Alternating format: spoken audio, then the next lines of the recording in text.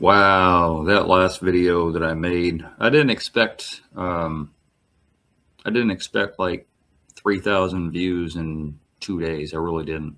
I mean, I'm hoping to get that because I want people to know the truth, the other side, the flip side of Jamaica, rather than, the roses type of picture that's painted about, beaches and sand and good time and yada, yada, yada. Nobody else on the internet, nobody that does vlogs about Jamaica talks about the bad.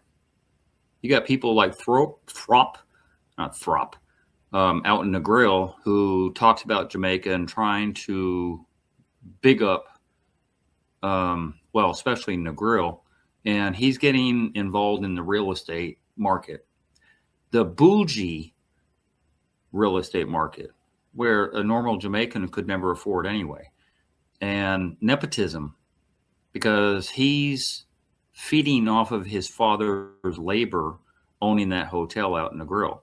So I don't even want to get into him. He's fake as fuck. Speaking of which, I am too.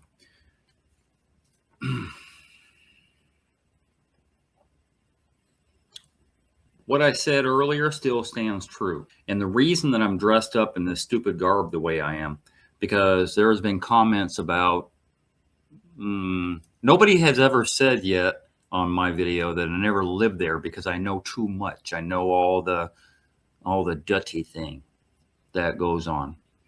So nobody's ever been able to call me out and say I don't know what I'm talking about, because I do. Fortunately, there's enough Jamaicans that have already chimed in that already know that I know what I'm talking about. And I'm going to read comments. I'm not going to do it now, but I'm going to go through the comment section and respond to them on this video toward the end. So hold on for that.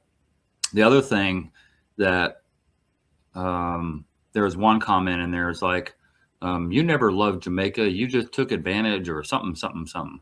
I'm like, I never loved Jamaica. First of all, you don't know me. And I don't pay attention to some of the negative comments because people are talking out their ass.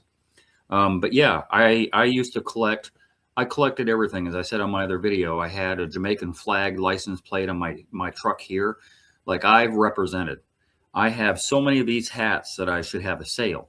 Like, I collected. Every time I saw a new hat, I would buy it. Didn't matter the cost. To be fair, I bought at the store where the craft market people are selling, right? I got their price. It's $8 at the store, and then the craft market people will sell it for 12 or 15.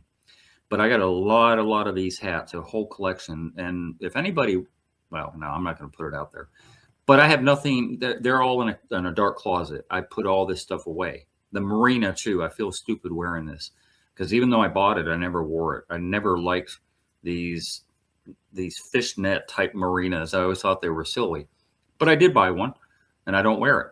Like all the jewelry, all the wristbands. I got a whole collection of Jamaican type of items that I have no use for. Like I said, they're in a dark closet that I don't even pay attention to. One day I'll go to a Caribbean festival and end up having a little, not a booth, but I'll set up around the Caribbean festival and I'll be able to sell this stuff off. Probably not for the prices that I bought it, but I'm gonna switch out. I'm gonna switch myself out because I'm not comfortable in this. Hold on a second. Oh yeah, ooh, much better, much better. I feel 10 times better now. That's all fake stuff. Okay, so this is part 3 of a series that I'm doing. In case you just tuned in, the other 2 videos are on my channel. This is part 3 of the reasons that I don't like Jamaica anymore, that I really hate Jamaica at this point. And a lot of collectively people and experiences and different things that I went through in Jamaica has made that happen. So it's not just one thing. There's other comments. I said earlier that toward the end of the video, I'm going to go through the comment section and respond to those comments. I did respond to some of them, but not all.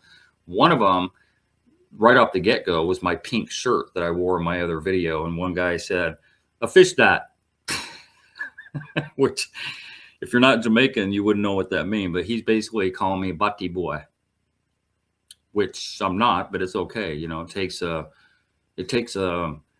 tough guy to wear pink. I'm going to say it like that. So I deleted his comment, and decided I wouldn't wear pink, so I wouldn't have more ammunition for some other smartass to come on. So for those of you that haven't watched the other video, let me give you a quick rundown. I moved to Jamaica in 2002. My years there were spent primarily in an apartment that a girlfriend of mine at the time had rented on my behalf, because I found the apartment in the Gleaner and I had to send money to her. She's in Old Harbor, to get her onto the north side to go check out those 2 or 3 apartments that I had already highlighted. And then she found the one that I ended up moving into, and she's like, "Oh, you're not going to like it." And I'm like, "Well, why?" And she's like, "You're going to love it." So I rented it sight unseen, just by what she told me. And sure enough, it was a nice apartment. Typically in Jamaica, if they have old folks or family members or whatever, we put them in the basement here, right? They don't have basements in Jamaica. So the homeowners where I rented the apartment was upstairs. So the whole family lived downstairs and I lived upstairs. It divided up into 2. It's a left and right apartment, and quite spacious, actually. It was roughly about 1,000 square foot apartment. So I had my full living room. I had a full kitchen. I mean, you could literally walk around the kitchen very easily. You went down in a dining room area of that kitchen. You went down the hallway. You had a full bedroom off to the right, a bathroom, full bedroom to the back, and then the back door led off to the veranda. And so it was comfortable. It was comfortable. But I was there for a long time. So meaning, sometimes there for 6 months, sometimes I'm there for a month, or whatever the case is, I'd come back here. So it wasn't a solid 22 years, but of that solid 22 years, all those trips that I took, if you combine them all together, I have a solid probably 6 or 7 years out of that 22, maybe more, maybe about a solid 8. I never did the math. So yeah. And then of course, the trips coming back and forth. I'm gonna break down and I'm gonna talk about that apartment a little bit later, because it's valuable information. If people have not been to Jamaica, or they're thinking about moving there, or even get an apartment or some type of rental there, that part of my apartment experience is very valuable information. But I wrote up a list so I don't get sidetracked. An objective observer rather than a subjective and into it where you can't see it. Sometimes you have to step back to see clearly. And I see clearly now. I see clearly. And I wish it wasn't so. There are a lot of people, "Oh, you're throwing hate and blah, blah, blah, and you should be, a little bit more positive." But it's hard to be positive. I tried really hard to come up with more than 4 things. It's not easy. It's not easy. And I'm going to read this one woman, and all the text that or not text, but all the comments that I have in the comment section of that video. She put it so good. She wrote about maybe 2 paragraphs of her response to my video, and she was right on point. And I'm going to read that in the comment section a little bit later. But the bottom line is, if in my head, if I thought to myself, let me give it another year, which I did. Trust me, 22 years was 5 years too long. At about year 18, I'm like, I got to get out of here. The problem in Jamaica, another problem of the many, I can't have a yard sale, right? I can't just advertise, in the Gleaner. Well, the immigration sale basically is what they would call it. But then set everything up out of my yard, because I'm not going to have them come upstairs, but set everything in my yard and all that stuff, especially with the dogs in the yard like that. And then just put signs out and hope people will come by. It doesn't work that way. So the only reason I procrastinated for so long is because how do I get rid of my stuff? How do I get rid of my refrigerator and my stove and my couch and my coffee table and my bed and all the different tools that I own there? Yes, I had a lot of tools too. I had a couple of doors. I had a window, wheelbarrow. I had so many tools, because I was working at one point on some captured land, which is another thing I'm going to get into with my stories, right? Yes, I had some captured land. And so how exactly am I going to get rid of this stuff? How am I going to sell it off? And I was offering other people, a little kickback if they would sell it for me, and it just never worked out that way. So I would have, if it had been possible for me to just cut ties with Jamaica, say year 18 or 19 or 20, I would have. It was just not feasible for me to get rid of everything, at least get a couple of $1,000s out of, my hard-earned cash that I paid for all that stuff, or I made, because I made a lot of my own furniture, and then exit out. It wasn't that easy. So what ended up happening, I'll probably tell this story at some point too.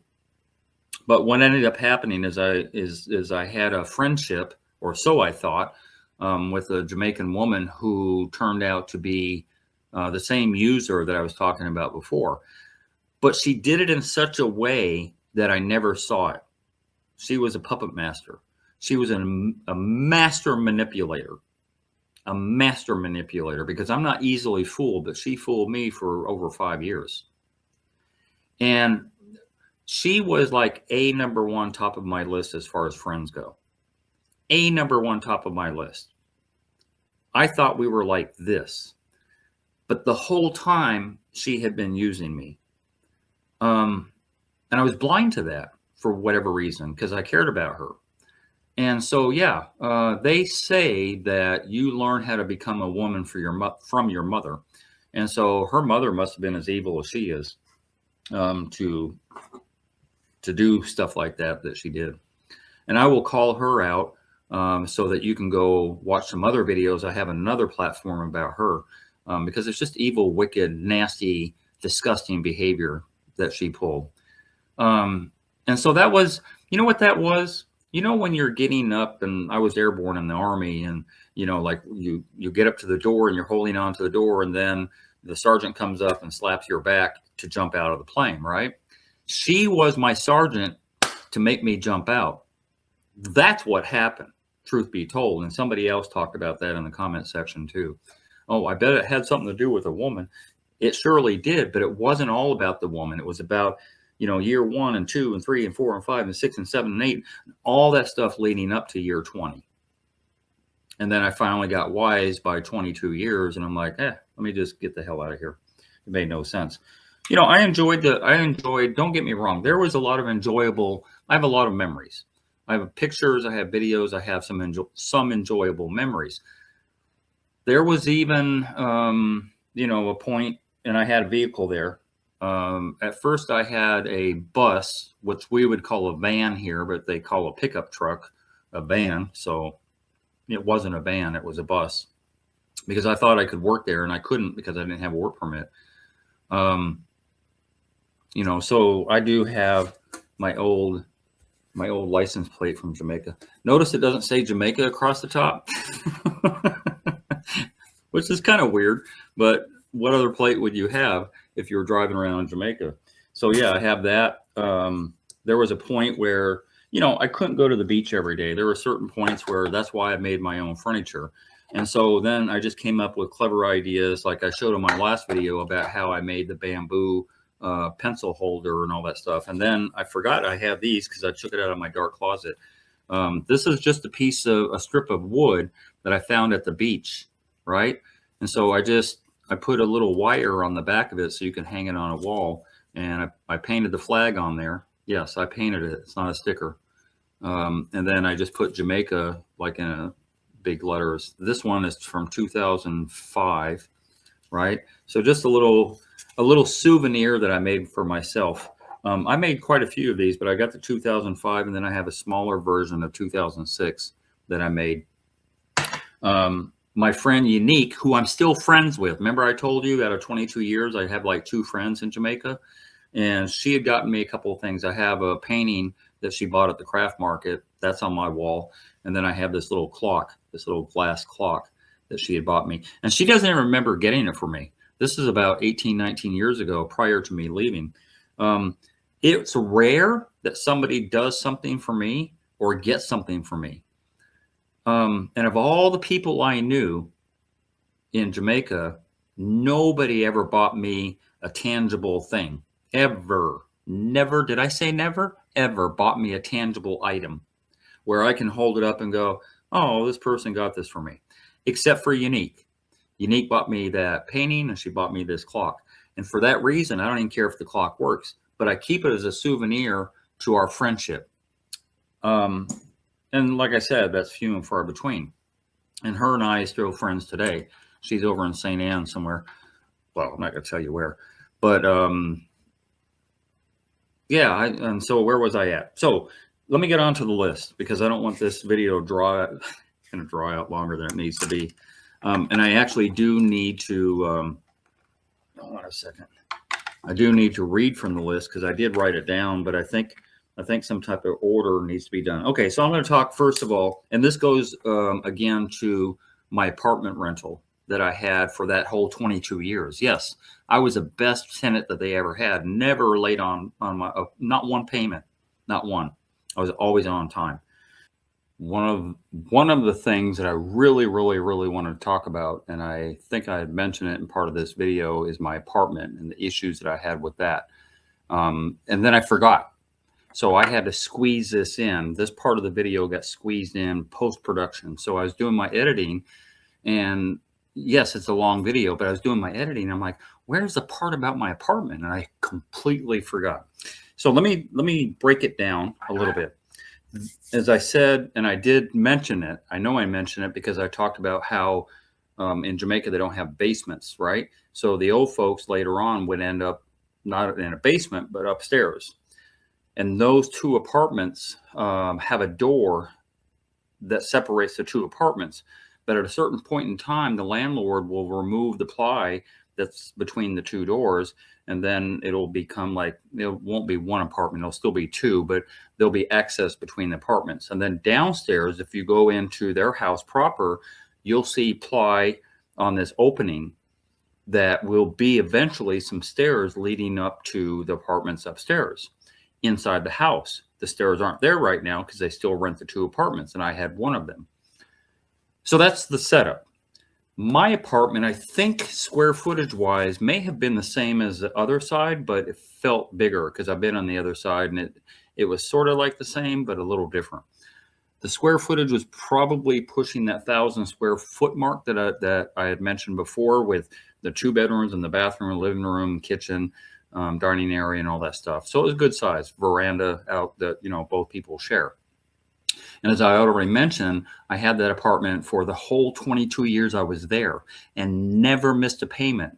The only time I was even late on a payment is there was some reason that I couldn't pay. My friend was there at the time, and I'm like, hey, can you go up and give Sharon my rent money and I'll pay you back? And he said, sure. But he was like 2 days, I think he was 2 or 3 days late, because my payment would fall on the 20th is when I moved in. So for 22 years, it was always on the 20th, and I was always on time, always. I paid my own light bill. I contributed to the water. And I was the best tenant they ever had. In fact, they had built that house, I think maybe 2 or 3 years prior to me moving in. And all they had was one other tenant before that who only stayed, I think, a year and a half. So I'm the only second tenant. Now they have a third one. Obviously, I'm not there. But I was the longest and best tenant they ever had. There were many, many times for months and months I wasn't there. I wasn't there at all. So there was no, it didn't bother them at all that they were renting to, I don't know, like a vacant tenant, because a lot of times I wasn't there. Anyway, that's not the point. The point is this. Things started breaking down after 22 years. In fact, the first couple of years I was there, they had a wood slat type of door. So all the slats of the wood had been brought together and all that stuff. It's the Jamaican thing. And then they cut it out to make it door size and all that stuff. And it swelled and expanded and swelled and expanded, and it was rotting out. So they replaced the door with a metal door at some point. Yay. But that's all they did. Eventually, my kitchen sink started leaking. I don't think I really complained about that too much. I think I was able to fix part of the leak myself, but there would still be some dripping going on or whatever, and I never figured that out. So I would have like this bowl up underneath the sink, and for the whole time I would stay there, the bowl would fill up, and then I just dump it, because I wasn't trying to bug my landlord about stuff. But eventually, things started breaking down. My toilet wasn't working properly. And I had a bucket by my toilet that I would fill up with water to then, when you flush the toilet, it wouldn't flush. And so I just poured the bucket of water in there. And I did that for years and years and years because they never fixed it. I asked her to, but she never did. What was that? Oh, there are so many things. My tile, about 7 or 8 years ago, my tile started bowing up in my bathroom first. And we call it tinting of tile, where it just bows up like that on a grout line all the way down. And it started tearing up in the bathroom. And so eventually, when the tile got loose and everything, I would just pull them up and stack them into the hallway, and they just tiles of stacked tile, piles of stacked tile. Twist of words. Then my bedroom, a while after that, started tinting very, very bad, to the point where I had to remove my bed in order to get the massive tiles that were ruined by the expansion and contraction and all that stuff. And then I stacked those up in the hallway as well. And then I had to put like a raggedy blanket or something down over the concrete, because now the tiles aren't there next to my bed and I didn't want to step on concrete. In the bathroom, it wasn't as bad. I still had a little tile by the vanity and a little tile over to the right. So that little strip of concrete in the middle didn't really bother me that much. I mean, it still bothered me, but it wasn't like I wasn't going to lose sleep over it. But the bedroom thing really did bother me. And I told my landlord about it too. And she came up at one point, like she came up to do an inspection, and she's like, "Oh yeah, we got to get this tile." And I'm like, "Yeah." And she promised that she would look after it. And at the same time, she went in the bathroom and noticed that my tub was rusted out. My tub was non-functional after about the 8th or 10th year. I don't remember when, but at some point there was rust corroding the front of the tub, like this far from the bottom. So you could never fill the bath up after that. And it wasn't me. It was just like the nature of the beast, being near the ocean with the salt air and all that stuff, a metal tub. And she mentioned when she did the inspection, "Yeah, I got to take that tub out and build just like one big shower." I'm like, "Yeah, exactly." Never did it. I had my apartment. There were so many little issues that built up over the years that she promised she would fix, and she never did. When people would come in, they would look at it and like, "Wow, why don't you have that fixed?" I'm like, "Well, I try." Yo, a Jamaican would never put up with that. A Jamaican would never put up with that, but because, and that was very annoying. And I don't know how many people go through that, where, it would seem to me, if you have a good tenant, same as here or anywhere else, if you have a good tenant, you take care of your tenant. You take some of that money. You could do the math. I was paying roughly $200 a month. It was what was it? How much was it? When I first started out, it was 12,000, because, the rate of the dollar has moved. So 12,000 was equal to about $200. When I left there, I think it was 18,500. I think it was 18,500 or 19,000, which is roughly that, a little bit less than $200, because they couldn't increase the rent on a normal basis because they didn't do the work. So I guess the trade-off was, you got to deal with a bathtub you can't use. You got to deal with the tile that pops up the floor. You got to deal with a leaky sink and a toilet doesn't work properly because we're not raising the rent. She never said that, but that's the implication. And so I never really pushed really hard to get these things done, because I didn't want to be the bitchy tenant. But also because if they did, and well, strike that. So I did tell her at one point, I would rather you charge me more and have a decent apartment the way that I took it when you gave it to me in 2002. I would rather have a decent apartment and you charge me 22,000 or 24,000. I would rather pay more for a better place that I didn't have to be embarrassed about. But that was very annoying. And what was more sucky about that is when these people would tell me to my face, a Jamaican would never put up with that. Like, okay, maybe I'm a wuss. I don't know. But that's another thing I just kind of want to add into the mix, because it would not happen here. It would not happen here. We have avenues to take care of that. Like, if things are leaking or things are not working or whatever, we can go to the county and we can complain about it and we can file a complaint and all that stuff, and they got to fix it. They got to fix the usable type of stuff. I'm not talking about an old refrigerator or, an old stove or something like that. Like, that apartment wasn't furnished and didn't come with that. That was my stuff, my refrigerator, my stove, all that stuff was mine. So we wouldn't have to put up with that here. And we could even hold back rent until the things are fixed legally. We could hold back rent. And I never really pushed that, but it really did irritate me that she didn't take care of me in a better way. Anyway, I thought I'd throw that in there because I don't know if that's atypical of how, well, it's probably not.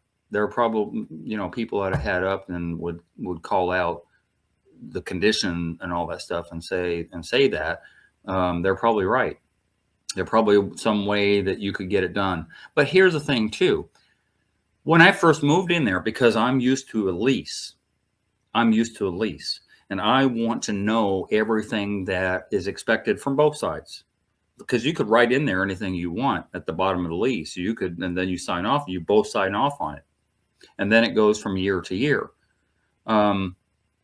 I would rather have had a lease, and I brought that idea to her and her husband, and they wouldn't bite. It's like, no, we don't want to sign a lease. And I'm like, yeah, but it's beneficial to both of us. I tried to explain.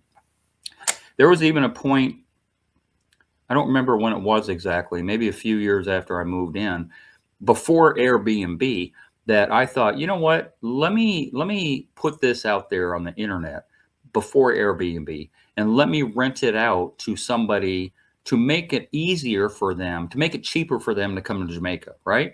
Because my rent was only $200 for the month. So if they paid me $200 for the week, they paid my rent for the month. And then they don't have to worry about paying $200 a night at a hotel. And I did have some takers, some people from Canada and Great Britain, a couple of others. It wasn't a whole lot, maybe 4 or 5. And so I just asked them to give that money to my landlord in lieu of me paying the rent. And then my landlord had a hissy fit because, I don't know, she thought she was missing out on something. She's like, you can't sublet this apartment. That's not really a thing. And I'm like, well, we don't have a lease. So therefore I can, because we don't have a lease that says otherwise. But I still had to respect the fact that it was her house and her rules. But that's why things have to be in writing, including all the construction stuff I talked about. Don't trust nobody. Already assume the worst case scenario, and then cross your T's and dot your I's. I'm just saying. But here's the problem. And this doesn't really, it kind of ties into Jamaican people, but it's more about the infrastructure and how things work and how things don't work. But that still ties into Jamaican people and what they will accept and what they won't. And the power outage, oh my God, it's ridiculous. It doesn't even have to rain hard. Yes, if it rains hard, more than likely than not, you're going to have a power outage. And I don't mean a brownout. I mean like overnight, sometimes 2-3 days. And you drive around and you look for a line that's snapped, or a pole that's downed, and you can't find it. And you can't even find the workers working on anything. Every once in a while you can, but as a rule, when the power's out, you're toast. I'm a fixer. There are no problems in life. There are only solutions. And maybe that's that first world mentality that I have about me, but it's also from the survival skills that I've accumulated in my life. So what I did when it first happened, first couple of times, is I bought a couple of extension cords that would go from my living room all the way down the hallway, over the veranda, and then to my car. And I bought an inverter. It's a 110 inverter that I just plug into the cigarette lighter. And I didn't have to have the car running because, the battery's not going to die on a few things that I had plugged in. So the inverter was in the car, plugged into the cigarette lighter. I would plug in my extension cord to that, and then I'd go upstairs and I could power my laptop and I could power a light. The whole neighborhood was blacked out, and I'm the only one with light because I solved the problem. Yes, I had a boatload of candles in my kitchen drawer, and yes, I would use those for my bedroom, when I was ready to go to bed or whatever. I would use those in the kitchen area and all that stuff. And everybody has candles in Jamaica, or a lamp with kerosene. And I had a lamp with kerosene, but I never used it, mostly candles. But I always had light, and I always had power to my laptop. and nobody else did. And I can't figure out why, if they're living there, why would they figure that out? Because there's enough people up in the area that I lived at that well afford the things I'm talking about, some extension cords and an inverter. Because it's a housing scheme. So I don't know. That's one thing. Other thing is the water, the land of wood and water. But yet the wood is expensive and the water doesn't always flow. And there's no excuse for that, because it's time after time after time after time. So I understand how when the rain really comes down hard, it floods out the pump stations and this and that, da da da. But after about the third or fourth or fifth or 18th or 200th time, fix the problem. If it's flooding out that area, then have some other pumps, have a backup, have some way to mitigate the failures that keep happening. Same thing. I used to collect containers, like the big 5-gallon containers, and I had a bunch of them in my bathroom, as well as the little milk cartons and stuff like that. A bunch of those. I never threw them away. So I had them stacked up in my bathroom for that type of thing. I think it was the first year I was there, I got a tank, a water tank, to go right above the bathroom, and then I plumbed it in from the roof with a pipe down through, and then so I had water. All the other people are walking with their containers up and down the road trying to get down to the beach because they have a little hose down there they could fill up the containers, and they're walking back. It's like drudgery. It's like I figured these problems out along the way and find out the solution to those problems. So they didn't exist for me per se. When I was down there, my landlord had a water heater, but what they would do is when they needed hot water, they would flip it on, the water heater, and then afterward they would flip it off. And I tried to tell them that, well, anyway, you can't tell sometimes a Jamaican anything. If they believe what they believe, you can't give them the real deal because they're always going to push back. But anyway, I got one of these little purse-sized water heaters that actually I plumbed in myself again, to where it went from the vanity sink, the pipe went up and it fed that on-demand water heater, like I said, purse size. So I always had a hot shower when I got back from the beach at the end of the day. I'd have to worry about the landlord switching something on again. So yeah, I figure out the solution to those problems. Sorry, my WhatsApp is blowing up for some reason. So the third one has to do with businesses. So it's not just me. I've watched businesses come and go in Jamaica over and over, mainly because of the buffoonery of all the different hoops that they had to go through. It's a funny thing. It was always a dichotomy to me that there are certain times where things are done that what's that? What's that going on? Like we would have laws against here, but yet they're able to be free to do weird, stupid things there. But yet when the government does something, it has to be this and the JP stamp and this and that and that and that has to be signed just so, and blah, blah, blah. It's very, very frustrating for me as a non-business owner. But I watched McDonald's. They used to have one in St. Anne's Bay. They used to have one in Mobay. They both closed up. From a long time ago, they both closed up. They couldn't deal with it. I saw Rooms to Go in Mobay, and I'm like, ooh, that place won't last, because I'm familiar with Rooms to Go. I'm like, what are they doing here? Like, that won't last. It lasted, I think, about a year and a half. Another guy, and there was a Harley Davidson too in Mobay, and they closed up shop. I think it took them a little longer, about 2 years, to close up shop. Yeah, a lot of commercial businesses come and go because they don't want to deal with, the bullshit. But I remember this other guy in Ochi, he had opened up a Greek Euro restaurant. And I'm like, oh, wow, Euros here in Jamaica? That's great, which is basically lamb meat wrapped in, it's very good. And I went in to look at his menu, and he was wanting, I think it was $350 or $500 for a euro and fries. And I'm like, there's no way the people are going to pay you that here.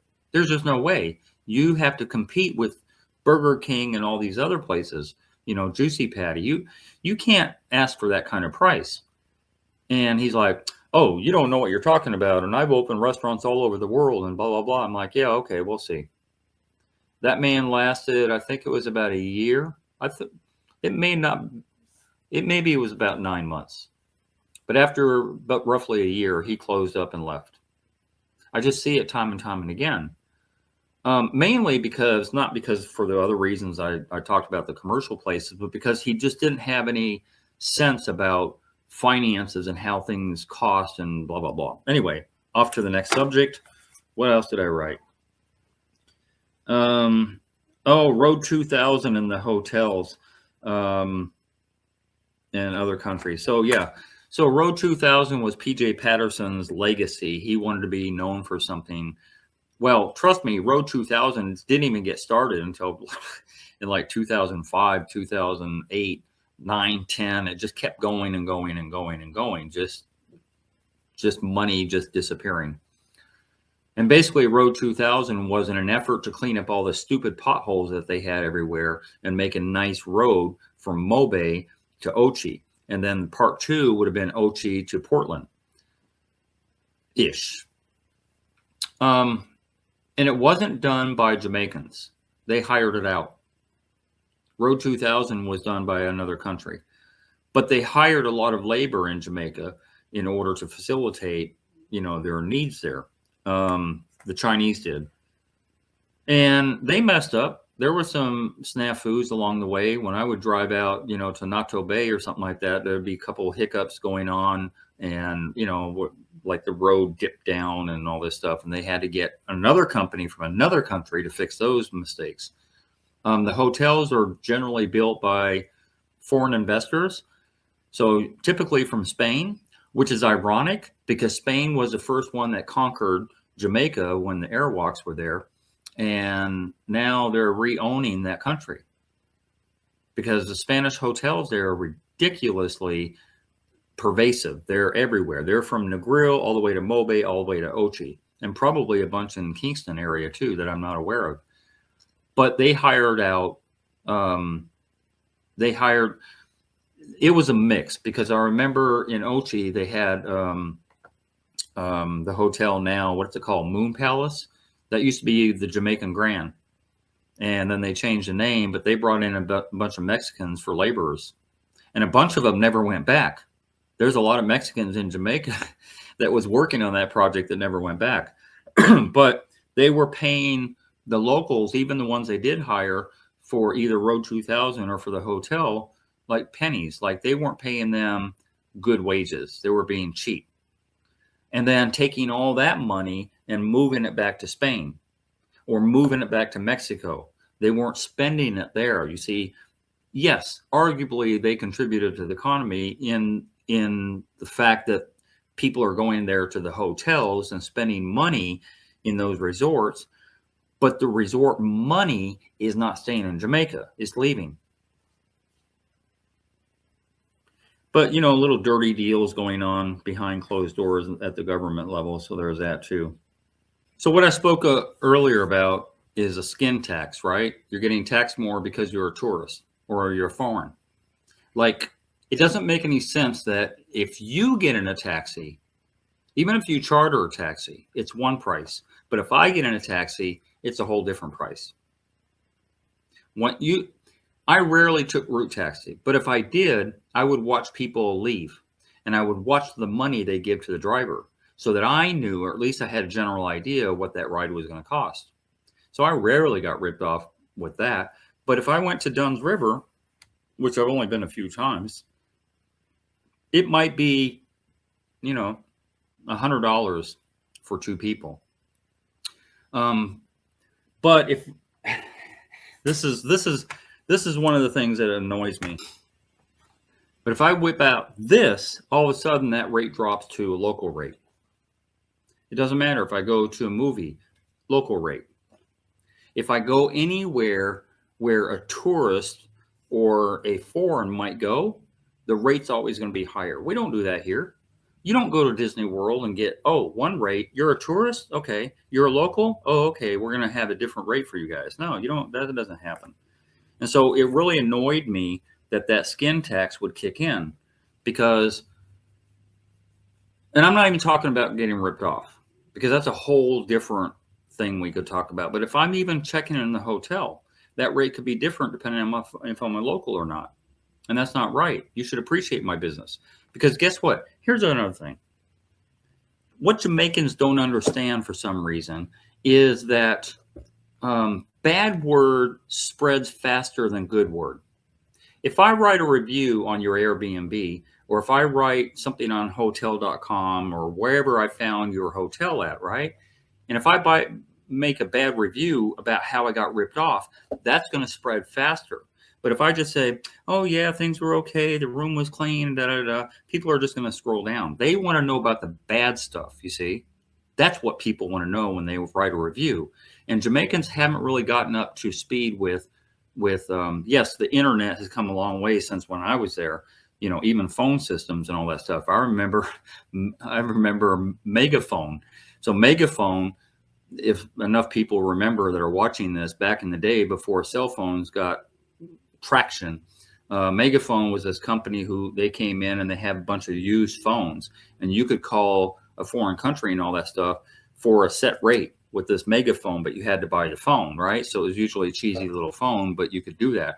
And then eventually, it takes a long time for the Jamaica to catch up. Eventually, they got with the program. But more to the point, it's like, get it into your head that a bad review will spread faster. Bad news spreads faster. Like this video, not this video, but the one before it, it got like 3,000 views in only a couple of days because I'm talking smack about something, right? It's only when people bring the truth out and not shine things over that people kind of stand up and listen. So, it's just customer service across the board should be the same all the time. There was a point, and this is kind of going off track, but here's case in point. I'm not doing a file. So I have a machete and they show, we take a file and no, I don't want to do that. I know an easier way. Let me get a belt grinder, a bench grinder, which is basically this wheel that turns on and so I can just zoop, like in 2 or 3 minutes, sharpen a machete.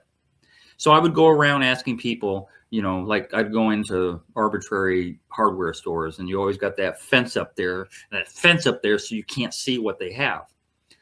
A young lady sitting behind the counter, ma'am, do you have a bench grinder? And then she looked down, if she even looked up. Oh, okay, thanks. Go on to the next place a day or two or a week later. Ma'am, do you have a bench grinder? Finally, after about the third or fourth person I asked, it's like, So the next place, when I asked the question and they shook their head, do you know what a bench grinder is? Then why the frig would you tell me you don't have one when you don't know what the hell I'm talking about? Like here, they were like, oh, I don't know. What is that thing? And then you would Google a picture or we would explain to them, you know what? I think we do have something like that. They don't do that in Jamaica. It drives me batshit crazy. But I understand from her perspective, back then, I'm making my $3,000 a week. I make my $3,000 a week, whether I provide good service or bad service, doesn't matter to me. What they don't understand is if that business goes out of business, you don't have a job. So you have to be somewhat married to that job and provide good customer service so people will come back. It's the same story. It's basically the same story I told about my speakers and how that guy was so concerned about that little $300, which really at that time was $5 US. He was so concerned about that little 300 for the tweeters he put in speakers that always come with tweeters that he was willing to take up my 3,500 or whatever it was, 3,300 or whatever the price was that I said on that video, and take that up and never see me again. Because right now matters, not tomorrow, not the referral that you can give me, not my future, but right now matters. It's like the same taxi driver that's going to rip you off for that 150 drive, and they're going to charge you $250 or $300. You think I'm going to use him again? No. enjoy your extra $100 because you'll never see it again. Not from me. Not only that, I'm going to chat. Oh, speaking of chatting, this is a good segue into that too. Pasta thing. It runs deep. Let me tell you, it runs deep. Pasta is Jamaican basically for rumors and gab between neighbors and stuff like that. You know, secrets that are told and stuff like that. And people will make stuff up. It may not be true, but they will make it up. Getting back to my apartment that I had, I never got friendly with my neighbors. So when they see me come and go with this person or that person, or they just see me come and go and I'm gone for 2 days, or whatever the case is, they never ask because we don't have a friendship. I don't want them to know anything about me. Because whatever it is you tell them, it's going to get exaggerated. Their neighbor is going to tell that neighbor, who's going to tell that neighbor, who's going to tell that neighbor, and all of a sudden the whole neighborhood knows your business. And most of the times it won't even be true. Yes, it's a big thing there, which I don't really understand. You know, we basically mind our own business here. And this kind of ties into the skin tax a little bit, but it also ties into that chatty type of thing. At one point, I had captured land. And I know a lot of people think, oh, captured land, you must be really poor or this or that or whatever. It's a long story. And if people aren't familiar with it, then it doesn't really make any sense. But anyway, I had a little lot. It was a small lot, maybe a 1/4 acre, amongst dozens of other people. And I had waited for probably about 2 years. So I cleaned it off all the time. I wired it, which the wire gets stolen. I wired it, cleaned it off. And after I started seeing people use block instead of ply and tin, like I just wanted to see people were real out there. So I waited till some people, other people started building before I started doing my thing. And then I brought up the process to where I'm going to have an apartment, like a 1-bedroom bachelor type apartment. It would have a small kitchen and a small bathroom, and then a 15 by 15 square room. And then I would have one to the left and one to the right. So there'd be 3 of them at the bottom. My house would have been at the top. But building that one room from the get-go was a big pain. Not from the start necessarily, but as I got further into the process and I needed some grills done. So I was dumb enough, and this is another heads up to people watching that, and some of these vloggers, like I saw this one family from Great Britain that are trying to build in Jamaica and going through basically the same heartache and exacerbation that I went through. But I could have told them that when I went through this, 8 years ago. The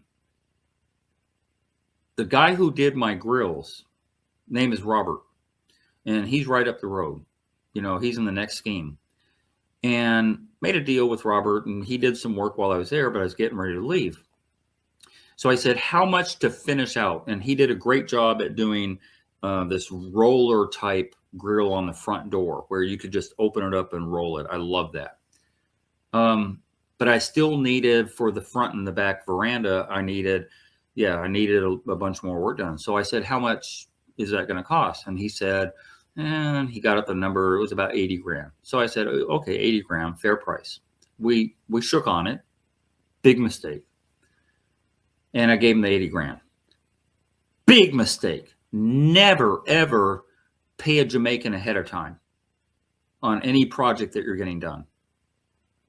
And even if you do, only pay for the material ahead. That's hard too. Robert probably had a lot of rebar. He had a lot of stuff left over from other jobs. So he could have went ahead and did that job and taken out that material or his own money. And then when it's finished, I pay him. Anyway, I was gone for a couple of months and he said he would be done at the end of that month. So I hit him up. Hey, you finished yet? No, not as yet. I'm like, wow. 2nd month in. Oh, you finished? Because I thought it would be finished by the time I reached, right? It should have been. That's what we agreed on. And he bled out that whole 8-9 week period before I got back. And toward the end, I was like pissed at him. And I was telling him, when I get down there, that shit better be done, and I'm going to come. I had to be mean with him, which I didn't want to do, but because he took that money to now either go buy groceries or make a payment on a car, I don't know what he used the money for. I think he financed material for another job he was doing. That's what I think. Be that as it may, the work was pretty much 95% done by the time I reached 95%. It wasn't finished, but good enough. I will never hire Robert again, nor will I ever recommend him to somebody else. Even though he did good work, he took forever to get it done, and it wasn't the agreement that we made. There was another incident where I had this Rasta doing the block, and I had a barrel. I think I had a barrel to use for water and a hose stolen from him. Yeah, he stole my stuff. And then the rumor in the neighborhood was that you didn't pay him his whole amount, and that's why he took your stuff, which was not true. But somebody in that neighborhood, remember the Pasa Pasa? Right. Somebody in that neighborhood started that rumor, and it spread around. And by the time I heard it, it was a complete lie. And I still don't know why he stole my stuff, because he was paid in full, and I never saw him again. He did excellent work, but I don't know. Just trust. It's a big trust issue. Getting back to my little apartment that I was building up, right? So I had got broken into at that first sliding gate or the first sliding door that was up there, the grill that was up there. I had gotten broken into. I had an inside lock that was hard. It would have been hard to manage to cut it off, but they managed to cut it off. And there was really nothing in there. It's a wheelbarrow and some block. I think there was a 100 block in there or something like that. So there was really nothing to steal, but they didn't know that, so they broke in anyway. And my neighbor, which I could see right next door, he was finishing out his place. Hey, you see who broke in? No, I mean, I see nothing. Wow. You can't hear anything either? All right. Remember what I said. I'm a problem solver, right? So the problem will now beget a solution. And that's when I had the front and the back veranda put on with the grill on that and a double lock and a chain and all that stuff. And then I had like a deer camera. I think I mentioned this on my other video. I had a deer camera on a pole with that camera facing. And then I got a car battery with a motion detector alarm, with a car alarm and some lights. So if somebody passed by the front, plus the lights. They broke in and stole all that. They stole the battery and the car alarm and all that stuff. Through the veranda and into the next sliding gate, they stole up all that stuff. And I know me. And what I would have done is put out a bunch of $1,000 bills leading up to that sliding gate, locked myself inside, and I would have waited for somebody to come up. And somehow or another, I would have got a hold of a gun, and I would have shot them on the spot. And then I would have put a machete in their hand. And then I'd be locked up. And I didn't want that to happen to me. So it was better for me, since my whole neighborhood. Let me tell you something. If something happened to my neighbor right next door, and I saw somebody break in, oh yeah, they're already dead. Before they could get their whole foot in the house, they're already dead. If they don't belong, they're dead. And I would do the same thing. I would put something in their hand. Oh, they came at me. It was danger, blah, blah, blah. And then, yeah, I would be vindicated. There's no charges that would be filed. But in Jamaica, they're afraid of the bad man. They're like, if I rat on the bad man, he'll come after me. It's like, what?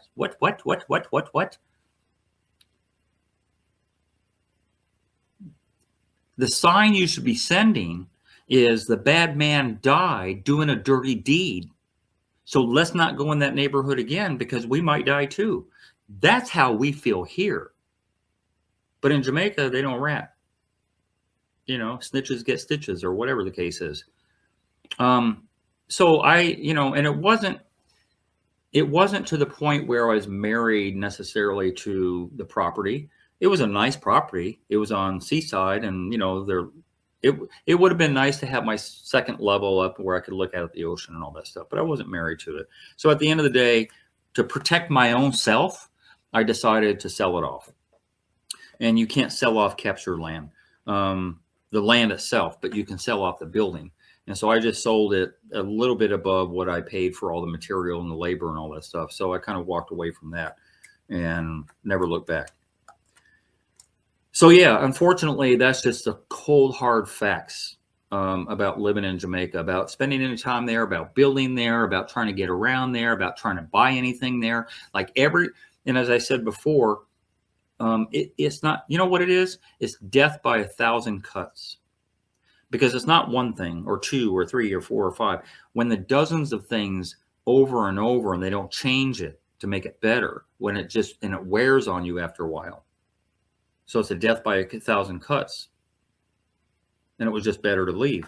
One of the things that irritated me to no end, and still does if people do it here, but they rarely would do it here, is jumping in line.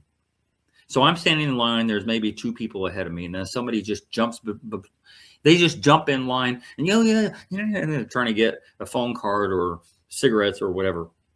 And the Chinese people who generally run the stores will not say, "Hey, sir, get to the back of the line." They'll just take up for that guy who was rude enough to jump ahead of you. That's annoying to no end. Small potato, but it's one of those cuts. The death of 1,000 cuts type of thing. And it infuriates me. Sometimes I'll say something. And a lot of times, oh, sorry, and they'll move behind because most people aren't going to say anything. Sometimes it causes a little drama. I don't care about the drama because that was rude. I'm standing in line, you stand in line too. Same as that traffic situation that I told you about on the last video. One of the other things that kind of bugs me, although it's not related to me in particular, when I would drive around the different parishes, and trust me, I've driven the whole island. I've gone all the way from Mobay to Lucy to Negril to Sablamar to Black River, to Kingston to Yalis, to Port Antonio, and all the way back again, many, many times, and back over, as I mentioned before, over Flatbridge and all that stuff before the Beijing Highway. The Beijing Highway got built. It was only Flatbridge way that you could go up and dump you into Spanish Town. And I used to drive around Spanish Town because it had a bad rep. And so I would do everything I could to drive around Spanish Town. Even before I left, if I had a reason to go out to Portmore or somewhere like that, I would still make my way up to Angel Plaza. And then at Angel, I could jump on the freeway. But I would navigate the best way I could around to get to Angel in the freeway in order to avoid Spanish Town or any type of trouble. But yeah, just little annoyances. What's the other thing? Oh, schools. Yeah. So as I was driving around different parishes, I would notice all the schools, whether they were primary schools or high schools or whatever, with the way that they are. I don't know how the students get any studying done with no AC. These schools have no AC. Very, very basic. It's like this one big block room with some desks and maybe a chalkboard. And that's it. No comfort, no creature comforts at all in the school. I didn't Google, but you could Google how much the Jamaican government makes off of tourism, right? And it's in the hundreds of millions every year. The hundreds of millions US dollar every year. And you can't afford an air conditioning for a school? Another pet peeve. Taxi fare. Why do you as a parent have to provide for all the uniforms, which a lot of mothers can only afford one and they wash it every day? Why do they have to provide the lunch money and the snack money and the taxi fare like we have school buses here? It's compulsory to go to school here. But there they can't afford it. Kid comes out of school for a year, maybe 2, before they can afford to put them back in. But yet the government has all this money. And I understand they have some school buses that got shipped recently to Jamaica. I wonder how that's going to work out. But yeah, school buses. Why do I have to pay for my kid coming and going to go to school from the time they're 5, 6 years old? It makes no sense. Whole nother video I could talk about, and I won't get into that. So let me get into the comment section because clearly this video is going to run over an hour and I got to put in my 4 eyes in order to read this to you. Hold on. Another one, Sug Audrey. It's because all these persons have livelihood that depends on how they promote Jamaica, so they have to say only good. As a Jamaican, I will try to give you some perspective and some balance on what you are feeling and have experienced. First of all, you are 100% correct about the negative. It's all true. Maybe if I wasn't born and grown in Jamaica, I would have and feel the same way you do also. But honestly, I think the positive outweighs the negative overall. Jamaica really is a great place naturally, but it has a lot of problems. And there are reasons for this. Jamaicans have had to go through a lot of their journey and existence, and the people have had to do whatever they have to do to survive. So while it's repulsive to you, this is just what hard life means makes people do. All poor Caribbean countries who went through slavery and are just trying to recover will give you similar experience. As a contrast, where I am living now, I think the majority of people are mentally slow because they grew up with trivial first world problems and don't have any understanding of how life works. I think what happened to you is someone sold you a perfect vision of Jamaica, which is the lie that they give all outsiders, and then the truth has slowly surfaced and brought you back to reality in a negative way, which is why you feel how you feel. This is what they do to all foreigners because it's a poor country. Jamaica heavily depends on foreign benevolence, for want or a better word, for want of a better word. I migrated from Jamaica over 10 years ago, and now people want to try to sell me the perfect picture as if I wasn't born and raised there and that I know what the real deal is. I ignore those idiots, especially real estate agents who will sell you their mothers to try and get you to buy some property. They are high level scammers. The problem is you don't have my perspective, so that's why you get tricked. What I will say is try to balance it through everywhere in the world has good or bad. Yeah, I hear that a lot. Everywhere in the world has good or bad. Put a bookmark there. And you just have to understand how to take what people need from everywhere. I migrated to the first world country, and at first it seemed perfect to me, but also then I have slowly come to realize the flaws here too, and I'm also hate it. But comparing it to my Jamaica experience helped me to realize that everywhere has good and bad. So I utilize the good from both Jamaica and where I'm at now, and I criticize them both and appreciate them both. And it's the same here in the first world country. The people get very defensive if you say anything that's wrong with a place or criticize it, or even though there are some stupid things that happen here, similar to Jamaica. So I would say that just use the best of both worlds, but don't let your original misconception just totally taint Jamaica for you. That's what I do. I make my money here and go to Jamaica periodically for fun, relaxation, and rejuvenation. That's how you do it. You don't need to be everybody's friend or open up yourself for everybody to scam you. Keep around you people who don't need anything from you. Go to nice hotels, relax at the beach, go to the food places, watch a play, go to a concert, do all those things and make Jamaica the great place it is. But most importantly, go back home. And that was well said, and I appreciate that. And it was well said. But I will push back on a couple of things. I'm not going to go to a place where I live at. Strike that. I'm not going to go to a place that I'm visiting and try and only look at the good. When I first went to Jamaica, I wanted to explore. I wanted to see how the natives lived. I went to the clock. Every town has a clock from the British days. So I went to the clock, not in Ochi, where the pier is at, where the tourists come off the ship. I crossed over the bridge and went over to the clock, and I tried to assimilate the best I could in the way that they live their lives. So I don't want to be insulated from the bad. I want to know about the bad. The faster the better, especially if I'm going to live there, but even as a tourist. But what she said is true. There's good and bad for everywhere. But never would you hear me say America's great. Never would you be able to convince me that New York City is a nice place. And I'm not going to defend New York City. And I'm not going to defend Chicago. There are places in the United States that I have very low regard for. And so if somebody talks smack about it, I'm going to nod my head and go, yep, you're right. So what do they call it? It's like a reversal. So when people say, well, there's good and bad about every place, you can't just say that one place is bad and think because that's the mentality they have. If I'm talking smack about Jamaica, it must be that this is all beautiful, and it's not.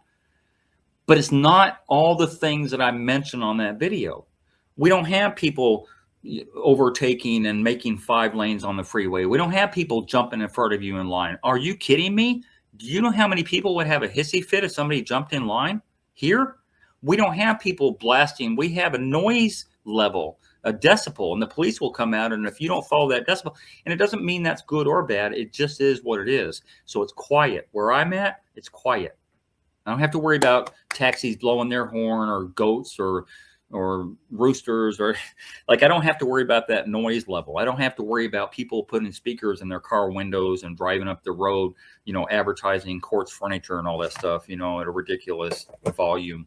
I don't have to worry about all the things I mentioned on that other video. All of those negatives I mentioned on the other video, I don't have to worry about here. Period. End stop. So America isn't the best, but it's a whole lot better than Jamaica in 250 years to Jamaica's 400 plus years. So how did we get so far ahead? It's because the Jamaicans don't want it to go ahead. If they wanted to, they would. There was a Jamaican neighbor I had in another place I lived at back a while back, and I knew he was Jamaican, or I knew he was from the Caribbean because when I first saw him out in his yard, he's cutting grass with a machete over by the side of his house. It could have been just weeds, but he was cutting it. I'm like, yo, I got a weed eater. And it was, well, I actually saw the tag on his truck. He was from Jamaica. So I kind of knew that already just by that. And I just brought over my weed eater and he's like, nah, let me do it the old fashioned way. Okay. You sharpen your machete still with a file? Because I got a bench grinder. It just doesn't make any sense to me to suffer and to make life harder. One of the things that I pride about America, as I said before, I'm a problem solver. There are no problems, only solutions. So we come up with a solution that's easier and better. Work smarter, not harder. And that's why we go up. And Jamaica doesn't want to go up. If they would, if they wanted to, they would. Because I know that that people go away. They go to Canada, Great Britain, America, and they live here for 20, 30 years. But in the meantime, they go back for Christmas, so they go back whenever. But if they're going to St. Andrew, St. Catherine, like anywhere on the south side, right, they're not going to go there. They're going to stay on the north side. They're going to stay in Ochi or Mobe because they don't want to be that close to the relatives. Oh, and by the way, can you leave your shoes? You don't need them. And then, of course, when they're coming, they're always asking for a barrel. They're always, oh, can you pack up this? Can you bring me that? And I get that. That's a small potato thing. But yeah, you have to be aware of that too, because you're going to get slammed with all these requests of people wanting stuff. Man, speak the truth. Love to the eye. That's from George. Andre says, every man entitled to their views. Thank you, Andre. The question I would like to ask is, why did you spend such a long time there if it is so bad? And then my response, same reason a marriage can last 20 years and then you get perspective and you get divorced. Like, simple as that, literally. And then Jacqueline Merkel, I can't pronounce the last name, but Jacqueline says, we don't manufacture guns, so I wonder how and where we got them from.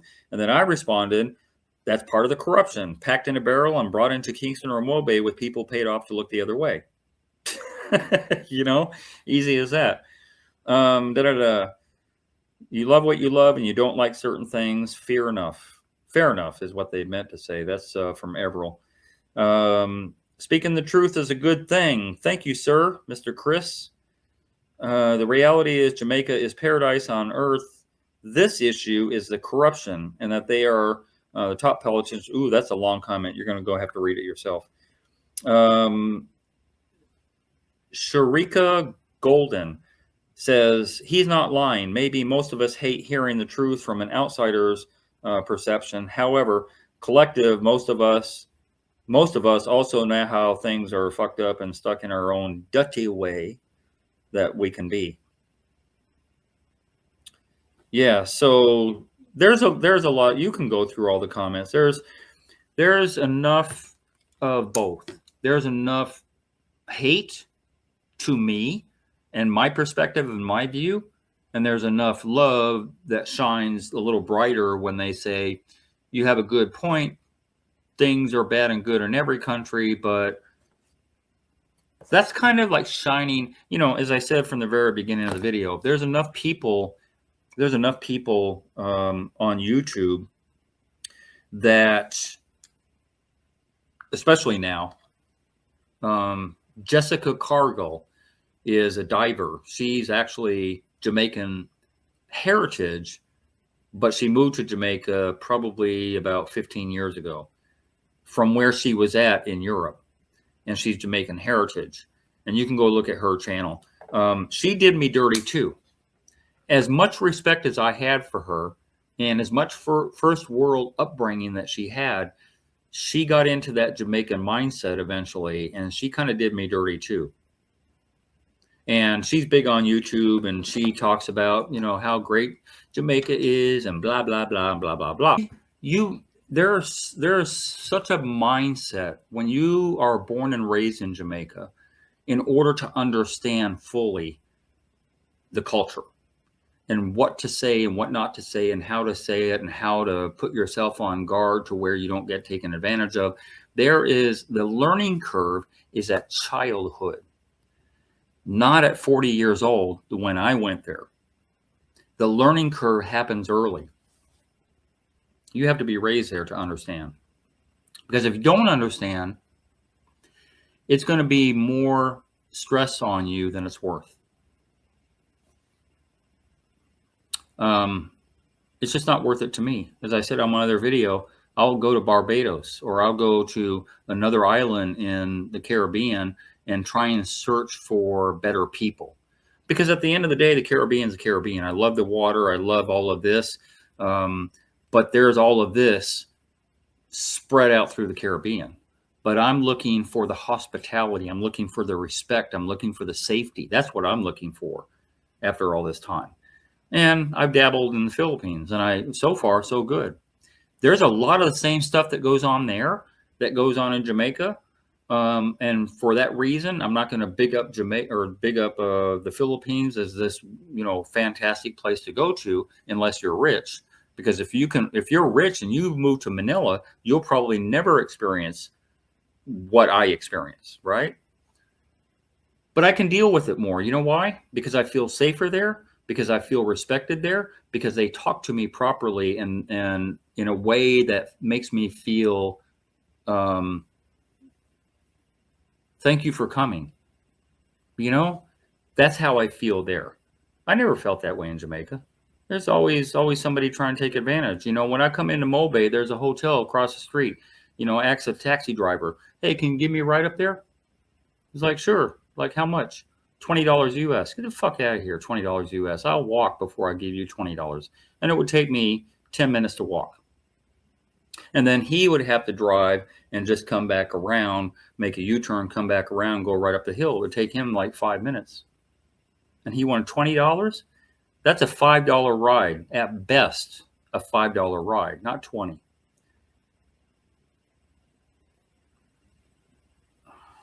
Anyway, enough said. I probably will not have a part 4 unless I can think of some other things. And there's a whole heap of things I can think of. Trust me. But I will probably not have a part 4. I think this is the last in the series about Jamaica. Unless you have something to say that changes my mind. But I feel like I've said enough. I feel like enough people. I don't want natives to watch this and push back. Although put in the comment section your thoughts. I'm looking at the newbies, the people that come there for the first time, either on a visit, contemplating moving there or have already moved there in their first year, second year, third year. That's what I want my audience to be, because I want forewarning, because there was no internet when I went down there. There was no YouTube when I went down there. So with any luck, people will take heed and understand, from a real point of view, and not, as that woman said, all the glitz and glamour that they give to Jamaica only because of this. Anyway, enough of that. Thanks for watching. I appreciate your patience, because I know it's been a long one, over an hour. Sorry. I tried to make it sooner, but motor mouth, I can't. I have to put as much information. It's always better, more information than not enough, is the way I look at it. So anyway, thanks for watching. I appreciate it. Make sure you like and subscribe and share and do all those things, or not. But you could. It doesn't cost you anything. Hit the like button.